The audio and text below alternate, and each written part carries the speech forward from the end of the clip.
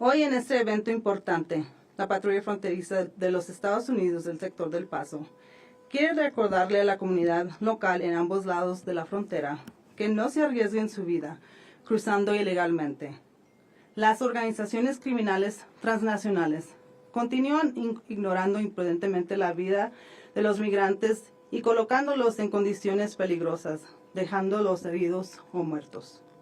Nuestra frontera está llena de múltiples desafíos, como los canales de riego de agua, el muro fronterizo, terrenos áridos, el clima, casas de seguridad y actividades de contrabando peligrosas, solo por nombrar algunos. Perseguir el sueño americano no vale la pena, cuando puedes perder la vida. Todos tenemos un papel importante para crear conciencia sobre los peligros que enfrentan los migrantes cuando son contrabandeados a los Estados Unidos por despiadadas organizaciones criminales. Contrabandistas les mienten a los migrantes con la promesa de una fácil entrada a los Estados Unidos, cuando en realidad estos migrantes están completamente ciegos a los peligros a los que se enfrentarán. Este evento es importante para enviar un mensaje de dichos peligros, con la esperanza de que los migrantes no pongan sus vidas en manos de estas organizaciones criminales, que solo se preocupan por la ganancia monetaria y tratando a los migrantes como una mercancía. Con esto, es mi honor y privilegio de presentarles a ustedes. With this being said, it is my honor and distinct privilege to introduce to you El Paso Sector Chief Patrol Agent Anthony Scott Good.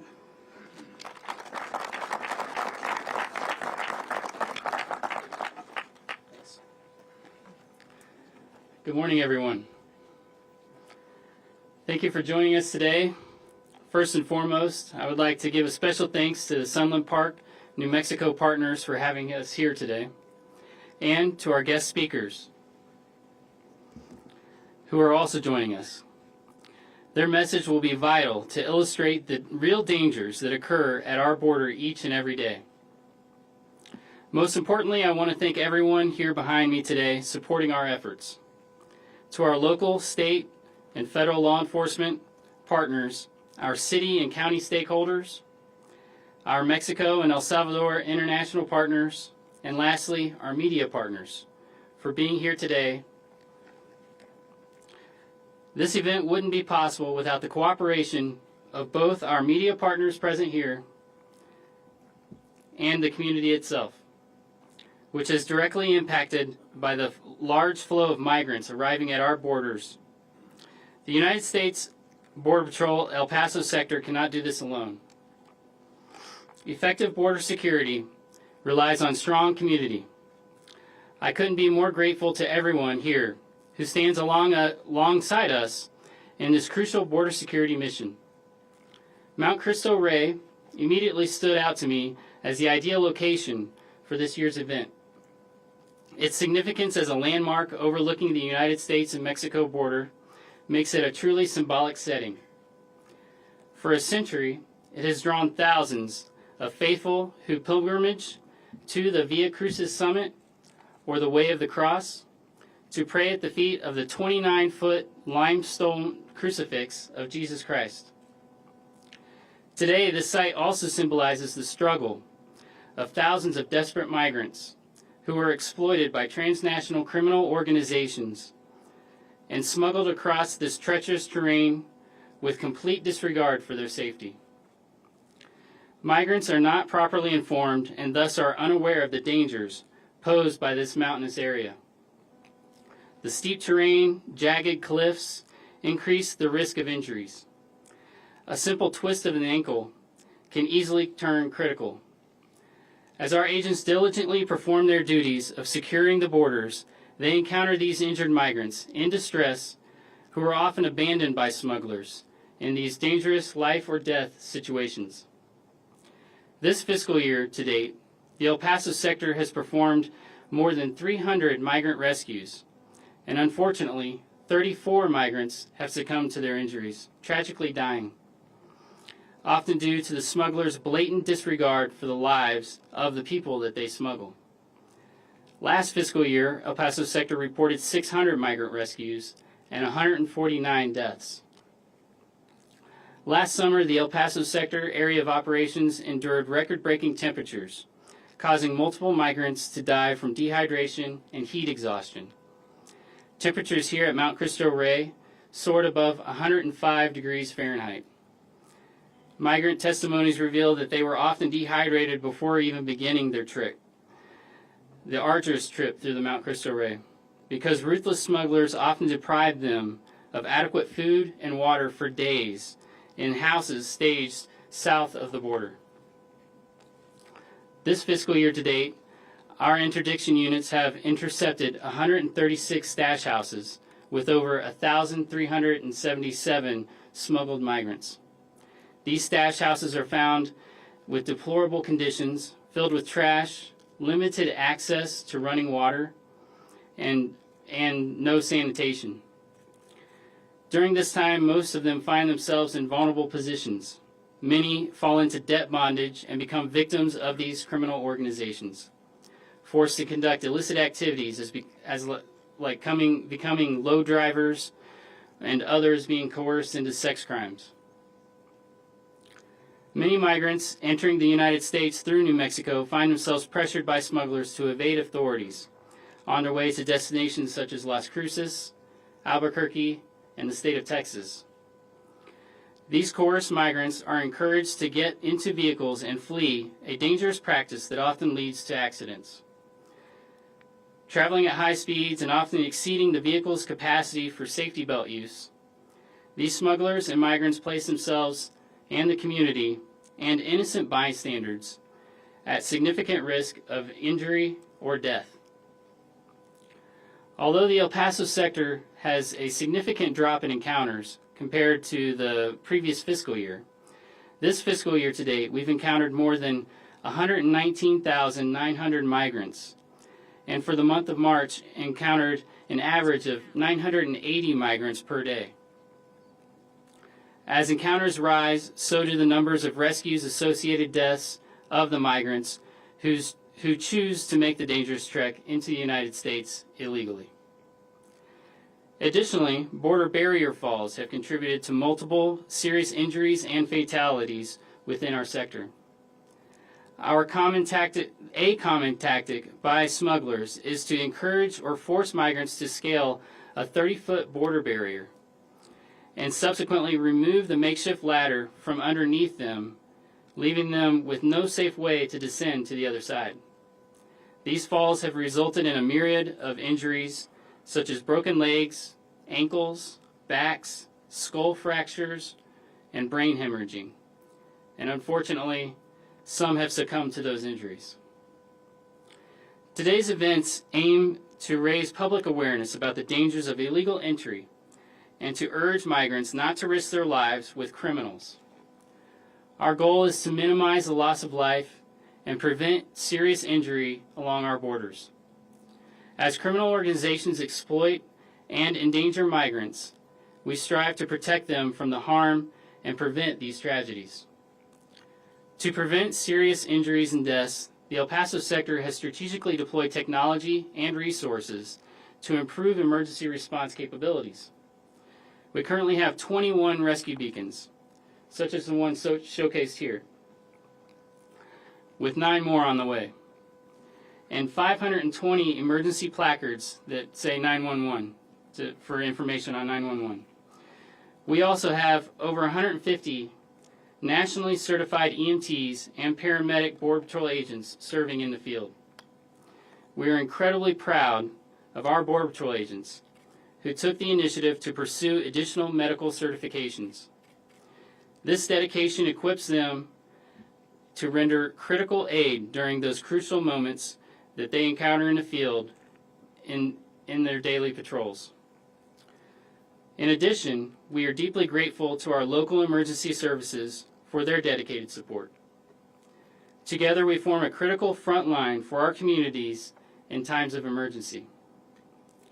In closing, we turn to you, the members of the media. We entrust you with the critical task of conveying this important message: the dangers of illegally crossing the border. Let your audiences know, and especially those who may have family or friends contemplating such perilous journeys, that entrusting their lives to ruthless criminal smugglers is a grave mistake. One life lost is one life too many. Thank you, and God bless you all.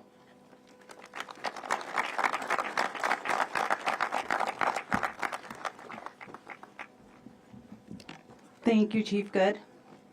Ahora les presento a nuestro primer orador, Cónsul Ibarra Ponce de León.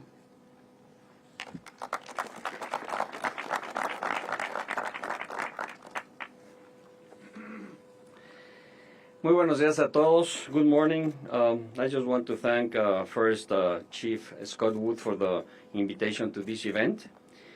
I want to start by pointing out that the Consulate General of Mexico maintains constant communication and works closely and in coordination with the Border Patrol in order to serve our community. On these occasions, we are collaborating in a prevention and awareness campaign which aims to alert migrants on the dangerous situations they might face when trying to cross the border and to prevent them from becoming victims of crime. En este sentido, es importante que la comunidad migrante sepa que pretender cruzar la frontera México-Estados Unidos de manera irregular los expone a diversas situaciones de peligro que incluyen el terreno árido, el clima extremoso en el desierto que ocasiona que las personas en movilidad sufran golpes de calor o deshidratación, o las fuertes y engañosas corrientes que tienen los canales de agua, que son peligrosos incluso para los nadadores más experimentados. Asimismo, quiero decirles que frecuentemente vemos casos en los que traficantes de personas obligan a migrantes a subir el muro para después abandonarlos, quedando atrapados en la parte superior o empujándolos en su descenso, lo que les provoca severas lesiones e incluso la muerte. En ese sentido, conocemos cientos de casos de personas con fracturas de extremidades, lesiones craneales, de cadera o de columna vertebral, así como muchos otros en los que hay posibilidad de que la persona quede inhabilitada de por vida. Es importante que sepan que si bien los conocidos coyotes pueden prometer un paso seguro por la frontera, la realidad es muy diferente. El uso de la desinformación es una de las principales herramientas de estas personas. Quiero decirles que debido a que nuestra primera prioridad es la seguridad de la comunidad, así como la preservación de su vida e integridad, los invitamos a que accedan a fuentes oficiales de México y Estados Unidos para estar bien informados de lo que acontece en esta frontera antes de que tomen cualquier decisión sobre su cruce. Y el mensaje va para nuestras personas en movilidad y les pedimos que piensen en sus familias antes de actuar, que no se arriesguen a tener lesiones que puedan incapacitarlos de por vida, que sepan quienes los quieren y los necesitan los esperan en casa, que piensen en ellos, que piensen en sus familiares y que no se arriesguen. Muchas gracias.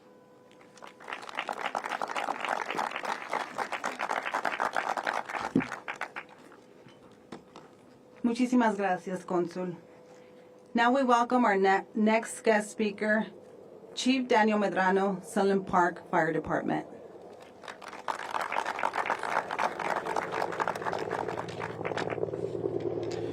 Good morning and welcome to Sunland Park. First, I want to thank Chief Good and the Border Patrol for hosting this event in Sunland Park. I believe it's been a very crucial area over this past year, considering the flow of migrants in our area. Illegal immigration across the southern border of the United States is a very complex issue. Its multifaceted dangers are often overlooked, especially in our area. As first responders, we're working along the southern border. We witnessed firsthand the multifaceted dangers posed by illegal immigration. The grip of cartels and the cartel violence surrounding the border has been around for a long time. These criminal organizations control vast swaths of territory, smuggling routes, and human trafficking networks. The migrants seeking to cross illegally often fall prey to these cartels, facing extortion, kidnapping, and even death. The lucrative nature of the human trafficking incentivizes cartels to exploit vulnerable individuals, subjecting them to inhumane conditions on both sides of the border. The harsh weather conditions that we see in our area encompass a diverse range of climates, from scorching deserts that we saw last year, the rugged mountain ranges behind me, to the cold nights.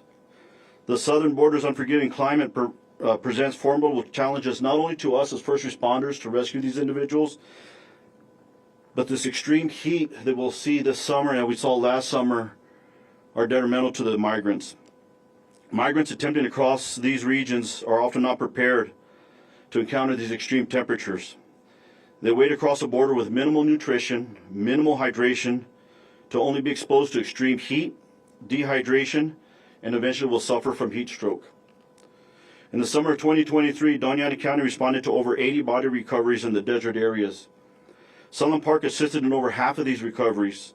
Additionally, we responded to over 250 calls of migrants ranging from minor injuries to heat stroke and death. The terrain you see behind me is rugged. It may not look it, but it is. The remote desert area and these mountains pose significant challenges with limited infrastructure and limited resources for our rescue responders. Migrants, including women and children, are forced to navigate this treacherous terrain, risking injury, exhaustion, and death in pursuit of a better life. This is a humanitarian crisis as well. Addressing the root cause of illegal immigration is a very complex issue and requires a multifaceted approach encompassing not only the work of our Border Patrol agents and first responders, but the diplomatic efforts of addressing underlying issues driving migration. Until these are addressed, we must educate not only ourselves but those migrants crossing the border. The psychological toll is hard. The constant exposure to traumatic incidents and life-threatening situations takes a mental toll on the well-being of our first responders. Dealing with the aftermath of migrant deaths, rescues gone wrong, and encounters with cartel violence leave emotional scars, contributing to high rates of burnout and PTSD amongst our first responders and Border Patrol agents. Adequate support of rescue of resources are essential, and the psychological impact of our work it helps to ensure the frontline responders face ongoing challenges. My message to the migrants, and I hope that our media partners convey this very well. If you choose to cross illegally, please try to prepare yourselves through nutrition and water first. Have a charged cell phone and know how to call for help in the United States. If you have a cell phone, learn how to pin your exact location using GPS. That had saved several lives last year. Overall, if you must attempt to cross the border illegally, consider it's not worth your life. Please try to go the legal route. As we confront this complex issue, it's imperative that we prioritize the safety and well-being of all individuals who are also addressing the underlying factors of driving illegal migration. Only through comprehensive solutions and international corporations can we begin to mitigate the dangers and create a more humane and secure border environment. And I thank you.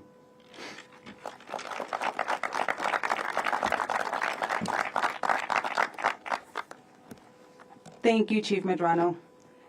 Now please allow me to introduce to you our next guest speaker, Alexander Ubayas, United States Attorney for the District of New Mexico.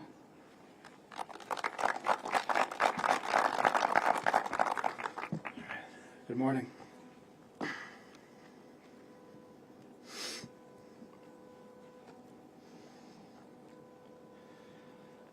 People come to America for freedom. They come to America for opportunity. They come to America for their families. But there are those who don't care about your family. They don't care about your freedom. They don't care if a mother drowns in the Rio Grande or a child dies of exposure in our desert. They don't care if a 17-year-old dies in a high-speed chase with law enforcement, and they don't care if we catch that 17-year-old and he spends the rest of his life in federal prison. This monster relies on the desperation of the wretched refuse at the teeming shores of the Rio Grande. This money machine turns bodies and dreams of human beings into mansions and tigers and violence. And this monster is named greed. Greed drives us apart. Greed convinces human beings that other human beings are merely a means to make money. But in the Department of Justice, our victims are our victims no matter where they are born. We protect vulnerable communities no matter their citizenship. And migrants are our charges and our clients, and they're our victims when they die, and they're victims when they survive. They're members of a public that we protect here in our border community. Because here in the United States of America, everybody deserves to be safe. And so while horrific events demand a response, and it would be easy for us in the law enforcement community and prosecutors to be reactive, to wait for horrific things to happen, and then hold people to account. Our true power here, gathered before you, and my compliments to the brave men and women in green out there, the Border Patrol and Chief Good. Our true power here is going on the offensive, proactively targeting those who profit off of the misery of many. This is the Justice Department, this is your federal government at its best. And that's why every Southwest border United States attorney is banded together in a unified effort to target command and control elements of transnational criminal organizations. In this effort called Joint Task Force Alpha, we come together across districts, across agencies, across borders to confront an enemy who exploits our reliance on these false distinctions to make their millions. They exploit our borders for their profit. That's also why we've targeted for federal prosecution anybody who poses a threat to the community, those that exploit children, those that use force and firearms, those that flee from police, those that hurt others. Luis Talamantes found out last week that if you hurt a member of our community, my Albuquerque-based prosecutors will follow you all the way to San Antonio to make sure that you receive every day of a 20-year statutory maximum sentence for illegal reentry. I told you this monster, the monster of greed, does not believe in borders. Borders are lines that we have drawn to help us administer a big and complex world. But in reality, we're all interconnected. Drugs flow north into our cities here in the United States, driving addiction and overdose. Addiction itself drives all manner of maladies, including the theft and sale of firearms in exchange for drugs. Firearms flood south to cartels, who use them to drive violence and misery in Mexico and Central America. And the violence and the misery, the poverty and the exploitation is endemic to a region run by greed, drives migrants north across our border seeking safety. And so while Chief Good's message here is for migrants, as the Chief Federal Law Enforcement Officer for this district, mine is for those who exploit the desperation of others for their own profit.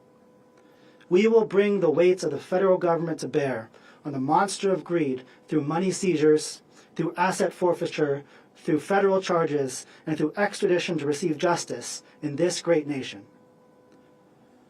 Border security is about neighbors taking care of neighbors, east and west across the Southwest, but importantly and critically, north and south across this border here, to bring relief, protection, and hope for the tired, the poor, the huddled masses yearning to breathe free. By breaking down our own borders, by pooling our limited resources, we live up to the mission of the Department of Justice, the only department named for a value, grounded in the universality of the human experience, a basic right to dignity, a basic right to safety. So again, my compliments to the men and women in green, those who work long nights and stressful days at great personal risk in harsh border country, bearing the brunt of the worst of humanity in order to save lives and to keep us safe. Due to their hard work, the migrant encounters here in the El Paso sector have fallen by nearly 50% this year versus last.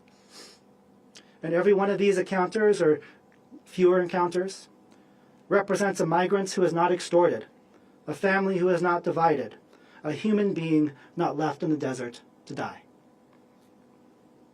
And so here in our country, made up of all countries, it's our job to create this justice, to equal the playing field, to enforce order without a default idea of who is deserving of our protection and who is deserving of punishment, to do something that does not work in theory, to become a nation of nations. And so my compliments To the Border Patrol, my compliments. To my law enforcement partners here, both federal and state, for breaking down these borders, for working together, and to building the community that we all deserve. Thank you all.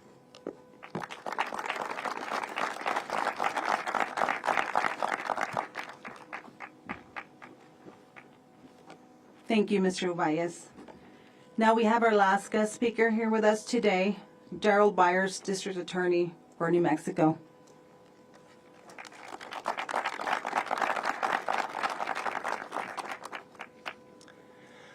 Good morning, Consul General Ibarra Ponce de Leon, U.S. Attorney Ubayez, Chief Good, other distinguished guests, members of the media, and the public.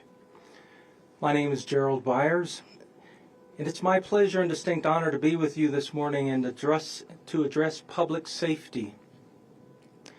I'm the elected District Attorney of the 3rd Judicial District in the state of New Mexico, Doña Ana County. I've served in that position since January of 2021. I've been prosecuting for about 26 years in many different places like Albuquerque, Lordsburg, Deming, Del Rio, Texas, Amarillo, Texas. A myriad number of crimes across the board. But the one thread that was consistent throughout all is that all of those activities had at their core one objective, and that is public safety. That's what we're here for this morning. That's what we're talking about this morning is public safety. Public safety of the citizens and residents of Doña Ana County, as well as the public safety of those individuals who would venture across the border. To effectively improve public safety, one must acknowledge the realities of the challenges experienced by human beings on both sides of the criminal justice issue that is impacting public safety. In this case, these challenges arise from international border crossings. And as you heard the previous speakers describe, these border crossings are prompted and managed by other folks who are, their primary objective is money. Of course, immigration and border security are the province of the federal government, and you've heard those topics addressed by our federal partners. For us, in the state, it's about public safety and state crime.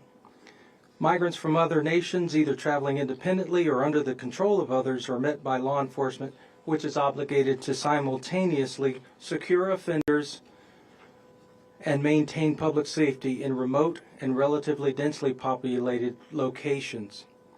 The resources to accomplish these goals are limited, but the challenges are not. It's possible that prosecuting offenders for violating state laws, which adversely impact public safety, may deter conduct that would violate state law.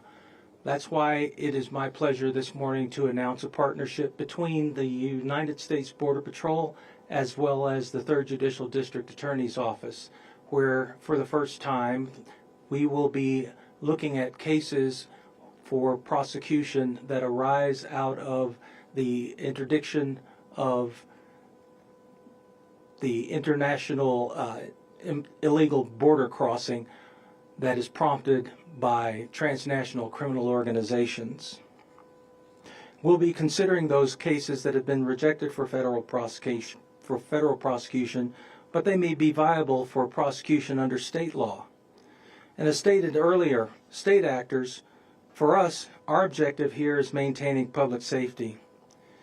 We want to minimize the involvement of minors enticed to transporting undocumented migrants by driving them under the direction of others for pickup, from pickup to a point of final destination. Also, if there's a residence or facility that's been co-opted for use as a staging location, those locations also can be considered. One thing is clear. Each public safety case is strongly fact-dependent. That is one of the primary factors that we'll be looking at as we evaluate these matters.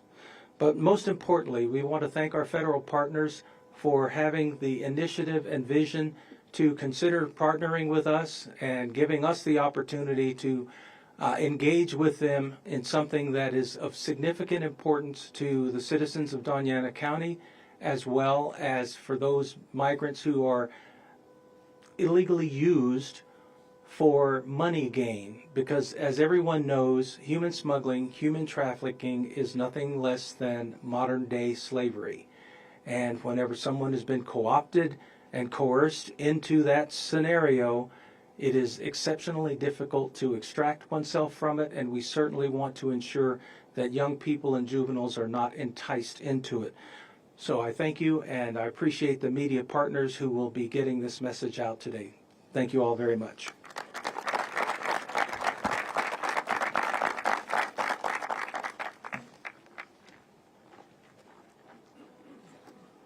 Thank you, Mr. Byers. So in just a bit, members of CBP Air and Marine, Texas Department of Public Safety, and the El Paso Sector Borstar team will provide you all with 2 demonstrations. But before we do that, we will give you all an opportunity to ask any questions of our Chief Good, and our special guest.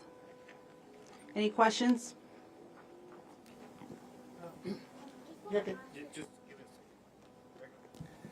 Yes, can you please expand on this New Mexico initiative by the DAs? Can you be more specific?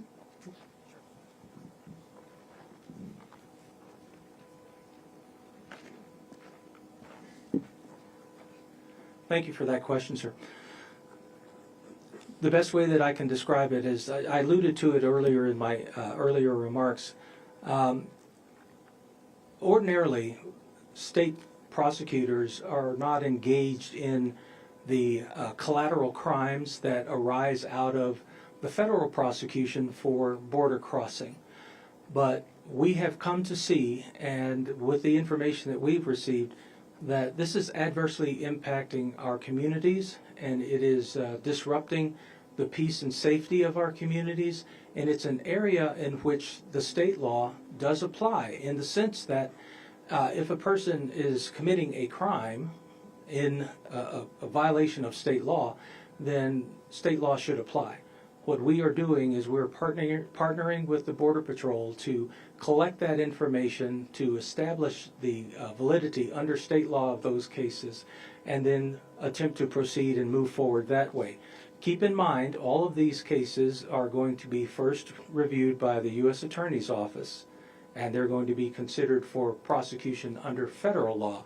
As United States Attorney Ubaya said, the federal system has a much more significant impact, and that is excellent.